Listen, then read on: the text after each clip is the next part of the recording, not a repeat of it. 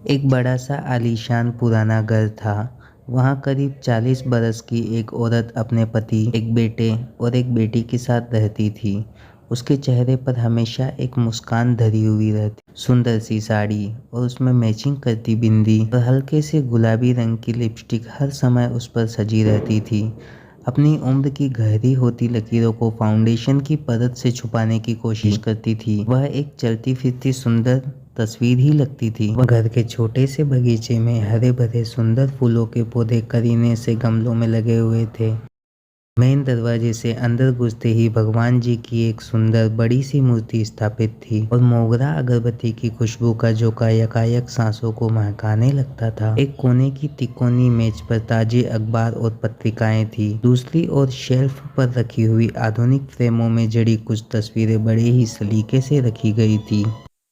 उस बड़े से हॉल में से एक दरवाजा किचन की ओर खुलता था, जहां सलीके से रखे बर्तन और वहां की साफ सफाई उस औरत की सुगढ़ता को दिखला रहे थे। सामने वाली दीवार पर एक बड़ी सी पेंसिल स्केच वाली एक ड्राइंग फ्रेम में लगी बड़ी प्यारी लग रही थी और उसके कोने में उस औरत का नाम लिखा हुआ था। अपने हाथ में एक कपड़ा लिए वह डाइनिंग टेबल पर रखी कुछ प्लेटों को पोंछ कर सजा रही थी। सलाद की प्लेट को सजाना और फलों को फ्रिज से निकालकर टेबल के सेंटर में रखना, यह सब काम हो रहे थे कि अचानक उसके मोबाइल की बेल बजी और उसने झट से बोला, हेलो, पर मैंने तो खाना बनाया है। और फ़ोन कट गया। फिर उसके चेहरे पर थोड़े मायूसी के बादल आए, पर दूसरे ही पल वह सहज हो गई, क्योंकि बच्चों की स्कूल से वापस आने का समय हो गया था। इसी दिनचर्या में से वह समय निकालकर बाहर भी जाती, बच्चों की किताबें लेने, साहब की पसंद की सब्जियां लेने और घर को घर बनाए रखने का सामान लेने। स्कूल से लौटते समय अपने बच्चों को दोनों बाहों में भर लेती और बच्चों के साथ पति का इंतज़ार करने लगती। बच्चों की आंखों में अपनी मासूम मांग के पूरे होने की चमक होती कि माँ दिन भर कहीं भी रहे, पर उनके स्कूल से लौटने से पहले उन्हें घर में उनके पसंदीदा खाने के साथ माँ हाजिर मिलनी चाहिए। यही हिदायत पति जी ने भी दे रखी थी। यही सारी दिनचर्या एक घर की रहती ही है आमतौर पर, और हर दूसरी औरत के पूरे दिन की कहानी भी यही रहती है। पर उस औरत की एक बड़ी मुश्किल थी कि अपनी हंसी, जो कभी खिलखिलाहट से गूंजती थी, वह नदारद थी उसके चेहरे से। जो संतुष्टि के भाव होते हैं वे भी फाउंडेशन की परत के नीचे कहीं दबे हुए थे। वह ढूंढती थी अपनी वह हंसी, पर मिलती नहीं थी उसके पास। बच्चे, जो अब बच्चे नहीं रहे थे, हंसकर पूछते, क्या खो गया है मैम, हम मदद करें? नहीं, मैं खुद ढूंढ लूँगी, वह अपनी झेंप मिटाती हुई कहती। यहाँ इस कमरे में तो नहीं है। बच्चे शायद उसका मजाक उड़ाते और फिर अपनी पढ़ाई में व्यस्त हो जाते और माँ को भूल जाते। पर जब किसी चीज़ की ज़रूरत होती या भूख लगती तो माँ की याद आती। बेटी, जो अब यौवन की दहलीज पर खड़ी थी, पूछती, हे मम्मी, जस्ट चिल यार। तब लगता कि आज की पीढ़ी कितनी सहजता से इन बातों को कह लेते हैं और हम एक हैं कि अपने इमोशनल मन के चक्रव्यूह में ही फंसे रह जाते हैं। ऐसे ही चक्रव्यूह में फंसी वह औरत, जो एक सहज हंसी नहीं हंस पाती थी। उसे लगता था कि वह एक मुखौटा ओढ़े रहती है हर पल। अपनी बहन से बात करते हुए, अपनी सबसे प्यारी सहेली से भी वह अब वैसी सहजता महसूस नहीं करती थी। मन खुल नहीं पाता था उसका। कुछ था जो उसे खुश होने से रोकता था।